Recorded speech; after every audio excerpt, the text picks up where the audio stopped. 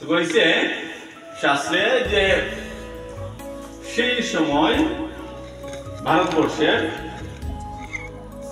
উৎকল প্রদেশে নীলগিরি পর্বতে ভগবান নীলমাধব বসবাস করতেন।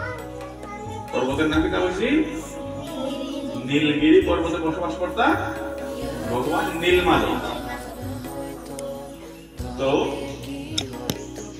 এই নীলমাধবের পূজা করতেন সবর যারা আছে তারা, সেই জাতি নীলমাধব ভগবানের পূজা করতেন। উড়িষ্যার মহারাজ তখন আসিলা ইন্দ্রদুম্ন। মহারাজের নাম কি? রাজার নাম ইন্দ্রদুম্ন। সেই সময় ইন্দ্রদুম্ন মহারাজের স্বপ্নাদেশ করা হইল, বা স্বপ্নে দেখলা যে এই ইন্দ্রদুম্ন মহারাজে ভগবানের সেবা করতেন, এই নীলমাধবের সেবা করতেন।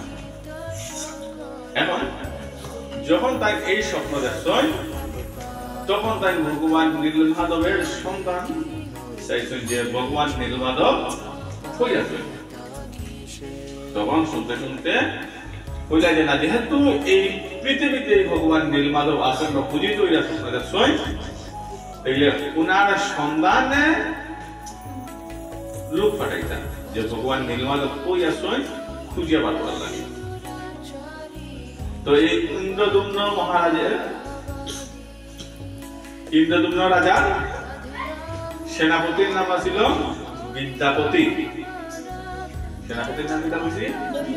বিদ্যাপতি। তখন রাজা আদেশ করলা যে বিদ্যাপতি যাও, ভগবান নীলমাধব কোন জায়গাতে আছে তুমি খুঁজিয়া নিয়ে আও বা খুঁজিয়া বার করো। তখন এই বিদ্যাপতি তার যারা সৈন্যদল ছিল এরারে বাক করিয়া সাইড দিকে সাইডটা দৌড়তে পাঠাইছে যে ভগবান নীলমাধব যেনই তখন যেন খুঁজে বার করার লাগে।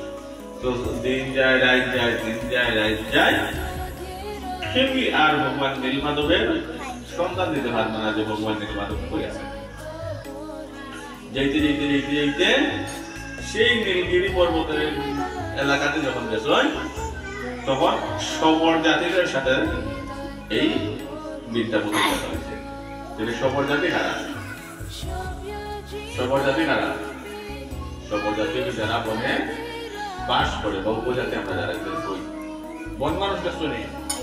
বনে যারা বাস করে দেখছো না, আমি টিভিতে দেখার কথা বা বিভিন্ন ভিডিওতে, যে বনে যারা বাস করে, বনে জঙ্গলে এরা দেখা হয় সবর। তো সেই সবরদের কাছে শুনছেন যে ওই জায়গাতে নীলগিরি পর্বতে ভগবান নীলমাধব বসবাস করেন। এখন নীলগিরি পর্বতের রাস্তা তো উনি ছিলেন না, নীলগিরি পর্বতের রাস্তা তো উনি ছিলেন না। তখন উনি এই সবরদের সাথে সম্পর্ক স্থাপন করতেন। এটা প্রথমেই তো আর পাওয়া যায় না যে আমি এইছি ভগবান নীলমাধবের নিয়ে দিতাম বা নীলমাধবের দর্শনের লাগে আমার রাজা পাঠাইছেন। উনি প্রথমে এই সবরদের যে রাজা ছিল ওনার নাম ছিল বিশ্বাবসু। সেনাপতির নাম কি? ইন্দ্রদুম্ন মহারাজের সেনাপতির নাম কি ছিল? বিদ্যাপতি। আর সবরদের রাজার নাম হচ্ছে বিশ্বাবসু। আর মহারাজের নাম কি বলছিলাম? ইন্দ্রদুম্ন মহারাজ। মনে রাখবে, না হইলে লীলা বুঝতে কষ্ট হয়। তো সেই বিশ্বাবসুর সাথে উনি সম্পর্ক স্থাপন করছেন এমন ভাবে দীর্ঘদিন চলতে চলতে চলতে চলতে ওনার মেয়ের এই বিদ্যাপতির স্ত্রী হিসেবে গ্রহণ করছেন। বিশ্বাবসুর মেয়ের এই বিদ্যাপতির স্ত্রী হিসেবে গ্রহণ করছেন, মানে বিয়ে শাদী দিচ্ছে। তাইলে এখন কি করা গেলাম? বিশ্বাবসু বিদ্যাপতির জামাই, মেয়ের জামাই।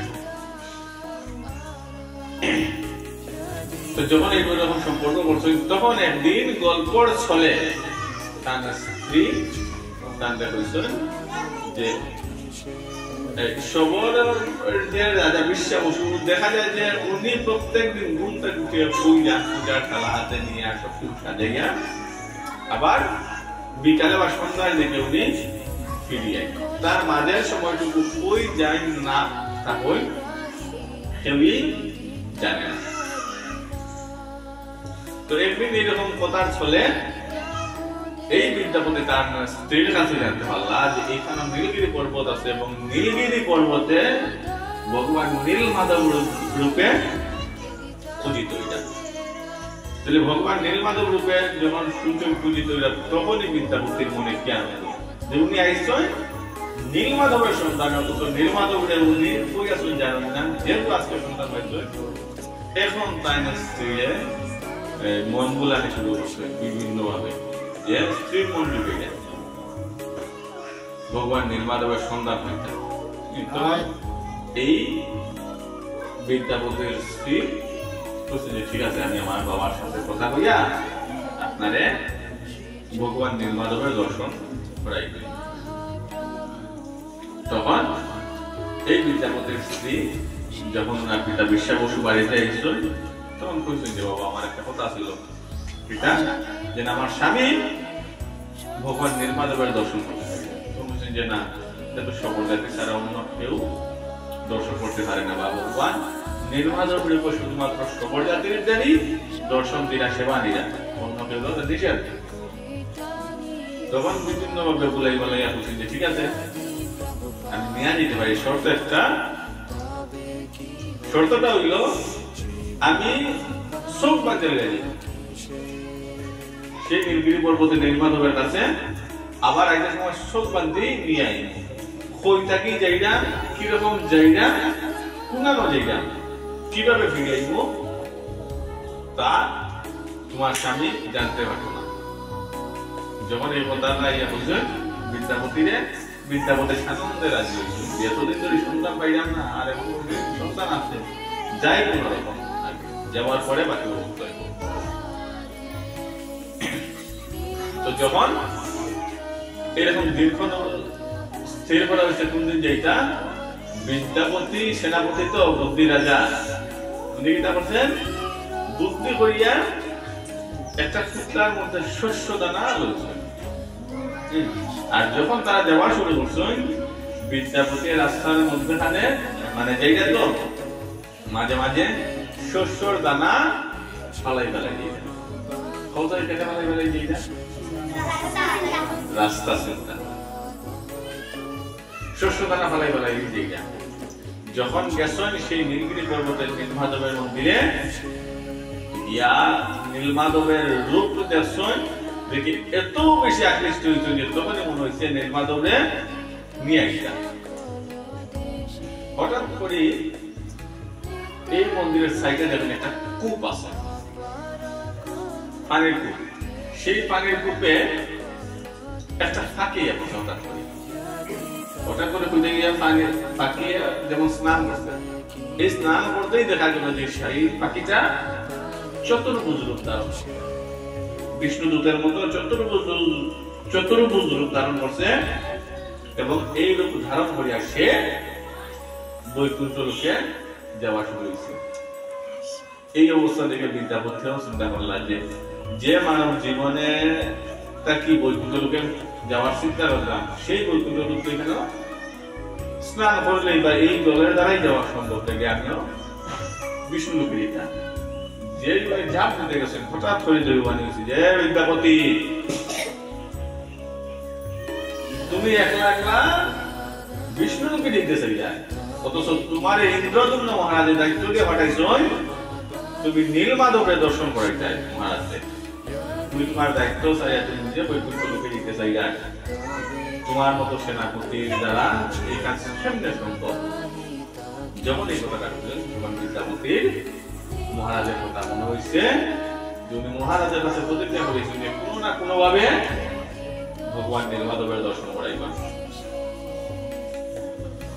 যখন কথা হয়েছে তখন উনি আবার এই শপথের সাথে তাদের গ্রামে ফিরে এসেছেন বা তাদের এলাকায় ফিরে এসেছেন। তারপর নির্দিষ্ট কোন একদিন এই বিদ্যাপতি কি তার চিহ্ন রাখিয়েছিলেন, এটা চিহ্ন যে রাস্তায় গেছিলেন শস্য দানা ফালাইছিলেন, তাহলে এখন তো চিন্তা সমস্যা নাই, শস্য দানা যে রাস্তার দিকে গাছ হয়ে জন্ম নিচ্ছে, এই শস্য দানা দেখে দেখে গেলেই উনি সেই নীলগিরি পর্বতে নীলমাধবের কাছে যেতে পারবেন। তো বিদ্যাপতি যখন একলা একলা যাওয়া শুরু করছেন, গিয়া যখন ওই স্থানে আর বিদ্যাপতি গিয়া যখন ওই স্থানে আর ভগবান নীলমাধব নাই,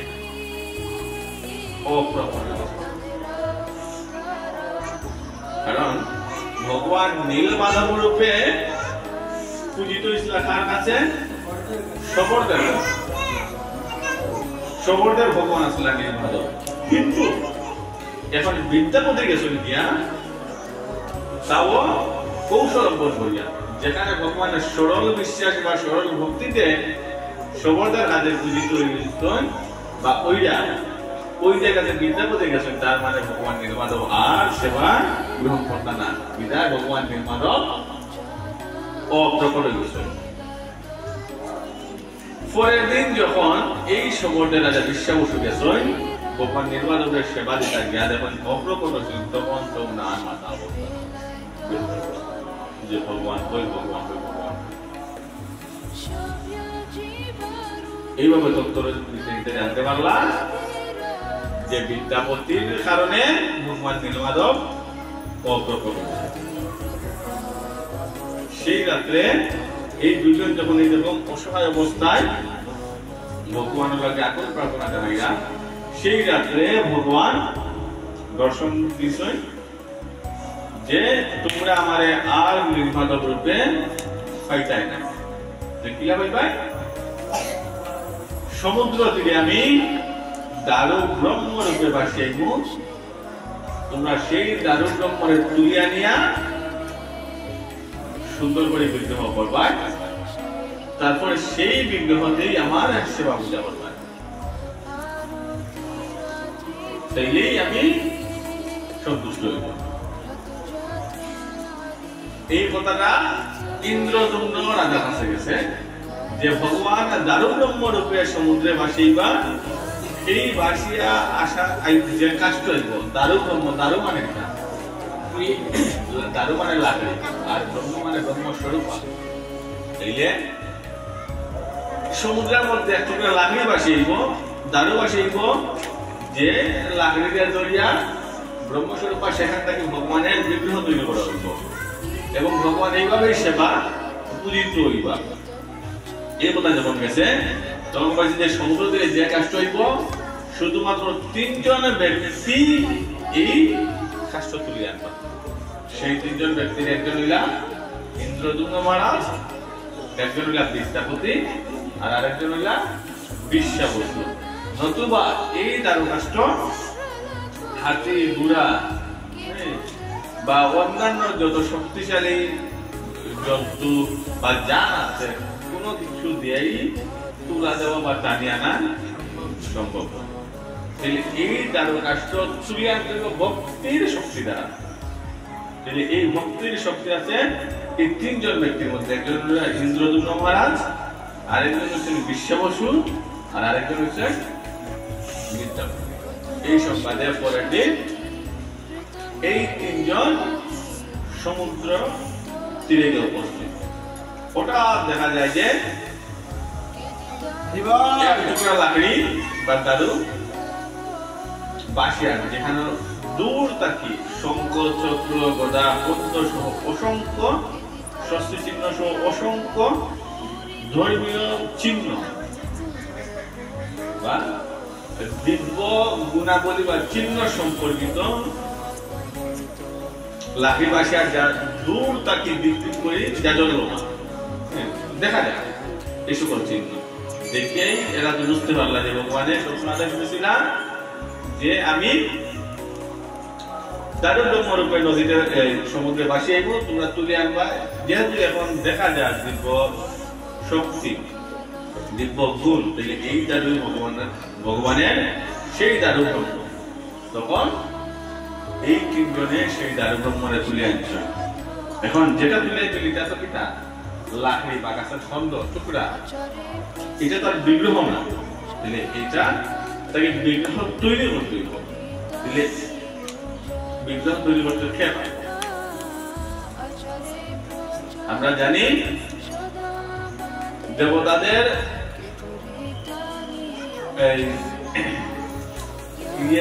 শিল্পী, দেবতাদের শিল্পী কারে পাওয়া হয়? বিশ্বকর্মারে পাওয়া হয়। যেমন এই বিগ্রহটা কি, এই লাকড়ি থেকে বিগ্রহ কে তৈরি করতে পারবে? একমাত্র বিশ্বকর্মায় পারবে, যেহেতু উনি দেবতাদেরও শিল্পী, এই সকল কাজ করে। তখন খবর দেওয়া হয়েছে বিশ্বকর্মারে। বিশ্বকর্মা একজন ব্রাহ্মণের বেশ বেরিয়ে গেছেন, ঠিক আছে আমি এই বিগ্রহ, এই কাজটা কি বিগ্রহ বলে দিতে পারবো, তবে আমার সময় দেওয়া লাগবে। আমার সময় দেওয়া লাগবে 21 দিন। কতদিন সময় দেওয়া লাগবে? 21 দিন। এই 21 দিন আমি মন্দিরের ভিতরে থাকবো, খাওয়া দাওয়া যা কিছু সবকিছু মন্দিরের ভিতরে করবো। কেউ যেন আমারে ডিস্টার্ব না করে। যদি কেউ ডিস্টার্ব করে তবে আমারে আর হইতো না, বা এই বিগ্রহ আমি আর তৈরি করতাম না। মহারাজ ইন্দ্রদুম্নর তো খুব ইচ্ছা যে ভগবান নির্মাণে পাইছেন না, এখন দারুকর্ম পাইছেন, এই কাজটা বিগ্রহ তৈরি করে সেবা পূজা করতাম। কিন্তু এখন যেহেতু উনি কইরা যে উনার এই বিগ্রহ তৈরি করতে কতদিন লাগবে? 21 দিন লাগবে। ঠিক আছে রে বাবা, তোমার যতদিন লাগে লাগাও, আমার বিগ্রহ তৈরি করে দাও। যখন এটা কথা হয়েছে তখন বিশ্বকর্মা ওনার হাতিয়ার সহ এই দারুব্রহ্ম মন্দিরের ভিতরে ঢুকাইয়া কপাট লাগাইছে। প্রথম দিন তো খুব জুড়ে জুড়ে শব্দ, আউতরা বাটাইল খুব জুড়ে জুড়ে শব্দ, কাঠ কাটা বড় বিগ্রহ তৈরি করছে। যত দিন যায় তত খালি শব্দ চুকাচুকি কমে। আর মহারাজ ইন্দ্রদুম্নের দিকে সন্দেহ যে বৃদ্ধ ব্রাহ্মণ বিগ্রহ তৈরি করতে গেছে, খায় কোন সময়, বাথরুমে যায় কোন সময়, স্নান করে কোন সময়, পিতা কোন সময় করে, কোনো খবর হয় না। আর যত দিন যা রত খালি ঠোকাঠুকির আওয়াজ কমে। এক সময় আর ঠোকাঠুকির আওয়াজ দিলে না। যখন এরকম যায় ওনার অশান্তি আরো বাড়ে। ইন্দ্রদুম্ন মহারাজের অশান্তি বাড়ে। কেন বাড়ে? যে আগে শব্দ পাওয়া যেত, এখন তো শব্দই পাওয়া যায় না। মানুষটা বাঁচি আছে না মারা গেছে না এখান থেকে গেছে কি, কোনো কিছুই হয় না। বিশ্বকর্মা শব্দ হয়েছিল কতদিনে? 21 দিন পূর্বার আগেই ইন্দ্রদুম্ন মহারাজের অবস্থা খারাপ, আর সহ্য করতে পারতেন। এখন আর ছোটাছুটি পাওয়া যায় না। মানুষটা মনে হয় আনা পানিয়ে স্নান নাই, বাথরুম নাই, মনে হয় আর মাসিয়া নাই। 14তম দিনের দিন ইন্দ্রদুম্ন মহারাজ আর সহ্য করতে না পারে কি তা বলছেন, সেই ব্যক্তির খুঁজে যেই দরজা খুলছেন, খুলিয়া দেখুন বিগ্রহ অসম্পূর্ণ অবস্থায়, আর যে বৃদ্ধ ব্রাহ্মণ রূপী বিশ্বকর্মা আসলাম তিনি অপ্রকট হয়ে গেছেন। ওই জায়গাতে আর কেউ কাজ করার লাগিয়ে নাই। আর বিগ্রহ পঙ্গু অবস্থায়। বিগ্রহ তৈরি করা হয়েছে, হাত নাই, তৈরি করা হয়েছে পাও নাই, সব এই মোটামুটা। এত ভয়ঙ্কর, দেখলে খুব বেশি ভয় করে। প্রথমে ইন্দ্রদুম্ন মহারাজ খুব ভয় পাইছেন। ভয় পাইয়া ভগবানের কাছে আকুল জানাই যে আমার পিতা হইল। ওই দিন রাতে আবার ইন্দ্রদুম্ন মহারাজের স্বপ্ন দেখাইছেন যে হে ইন্দ্রদুম্ন, তোমার চিন্তার কোনো কারণ নাই। এই রূপেই আমি জগতে পূজিত হইব। আমার হাত নাই তো দিতে হয়েছে, আমার ভক্তরা আমার মুখে তুলে খাওয়াইব, আমার ফাও নাই তো দিতে হয়েছে, আমার ভক্তের আমারে রথে তুলিয়া নগর পরিভ্রমণ করাইব। আমার চোখ বড় বড় করিতে হইছে, আমি ছোট চোখে কম দেখলাম, এখন আমার চোখ বড় বড়, আমি আরো বেশি দেখি। এইরকম ভাবে কইয়া যখন আশ্বস্ত করলাম, তখন ঠিক আছে এই বিগ্রহ থেকে প্রতিষ্ঠা করে দিব। প্রতিষ্ঠা করতে গিয়া কে প্রতিষ্ঠা করত? সৃষ্টিকর্তা ব্রহ্মা এই বিগ্রহ প্রতিষ্ঠা করত। ইন্দ্রদ্যুম্ন মহারাজ তিনি ব্রহ্মলোকে যাওয়া দরকার। এখন ইন্দ্রদ্যুম্ন মহারাজ গেছেন ব্রহ্মলোকে, ব্রহ্মারে নিমন্ত্রণ জানানো। ব্রহ্মারে নিমন্ত্রণ জানাইতে ইন্দ্রদ্যুম্ন মহারাজ কই গেছেন? ব্রহ্মলোকে। ব্রহ্মারে নিমন্ত্রণ দিয়েছেন, ব্রহ্মা ঠিক আছে, ব্রহ্মারে লইয়া আইতে দেখুন তাই যে রাজ্য থেকে গেছিল এই রাজ্যই জানবে।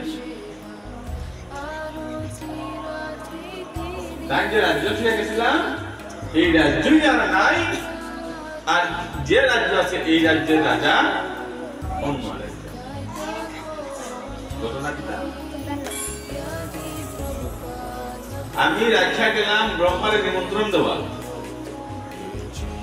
আগে দেখি আমার রাজ্য নাই, যা আছে যে অবস্থায় আছেন সেখানকার রাজাও আরেকজন, আমার কিছুই নাই, সবকিছু অচেনা। কারণ সময়ের ব্যবধান। ব্রহ্মলোকের বা ব্রহ্মার একদিনে এই পৃথিবীর সবকিছু ধ্বংস হয়ে যায়। অথচ তাই গেছেন ব্রহ্মলোকে। ব্রহ্মলোকে যাইতে যাইতে পৃথিবীর যে কয় প্রজন্ম যে গেছে তার কোনো হিসাব নাই। উনি যারা রাখে গেছেন তা তো ইয়া পাওয়ার কথা না। তারপরে যে অবস্থায় বা যে অবস্থায় ব্রহ্মারে দিয়া প্রতিষ্ঠা করাইয়া এই বিগ্রহের সেবা পূজা চালু করছেন, এবং এই বিগ্রহই বর্তমানে প্রকাশিত হইয়া ভগবান জগন্নাথ রূপে আমাদের কৃপা বর্ষণ কর্তা। ভগবান কইছিল যে আমার হাত নাই তুলিতে হইছে, আমার ভক্তের আমারে মুখে তুলে খাওয়াইছো। এজন্য অন্য সকল এই উৎসব অনুষ্ঠানে ভগবানের যে সকল ভোগ দেওয়া হয় রথযাত্রায় তার চেয়ে হাজার গুণ বেশি ভোগ দেওয়া হয়। অন্য সকল বিগ্রহ বা ভগবানের সেবা পূজায় 2 বেলা বা 3 বেলা সেবা দেওয়া হয়, কিন্তু পুরীর জগন্নাথ মন্দিরে জগন্নাথ দেবকে প্রত্যেক দিন 56 বার ভোগ দেওয়া হয়। কতবার ভোগ দেওয়া হয়? 56 বার। ভগবানের অন্য কোন লীলায় ভগবান রথে সরানো হয় না, সরানো হয় ভগবানের মন্দিরে রাখে সেবা পূজা দেওয়া হয়। কিন্তু ভগবানের বলছিল আমার পাওয়া হয়েছে, আমার ভক্তের আমারে নগর পরিভ্রমণ করাইব। যেই কারণে রথযাত্রার দিন রথের উপর তুলিয়া ভগবান দে সমস্ত নগর পরিভ্রমণ করানো। ভগবানের এত বড় বড় চোখ দেখলে ভয় লাগে, কারণ বললেন না দেখতে মনে হইতে পারে যে আমার বড় বড় চোখ দেখতে ভয়ঙ্কর, কিন্তু এই চোখ শান্ত, এবং এই বড় বড় চোখ দিয়ে আমি জগতের বেশি মানুষের কৃপা করি, যার কারণে ভগবান নিজে রথযাত্রার দিন তার ভক্তদের কৃপা করার লাগি নগরে বাড়িয়ে। এবং এইভাবেই জগন্নাথ দেব রথযাত্রার দিনে ভক্তদের কৃপা প্রদান করেন।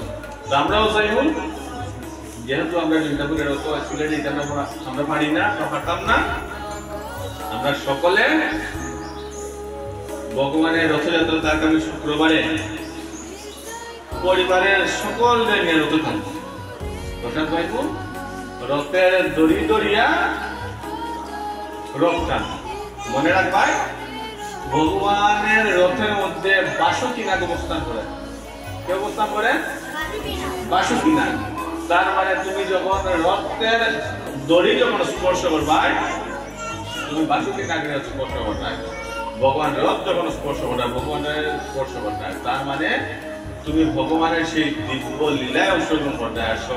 সেই দিব্য লীলা অংশ মানেই হলো অন্তিমে তুমি ভগবান দেখাইবা। যে জগন্নাথ দেব আর লীলার মধ্যে এই সকল প্রতিজ্ঞা হবে। আমরা সকলের লক্ষ্য থাকবো রথযাত্রার দিন রথে যাইব, রথে দড়ি স্পর্শ করবো।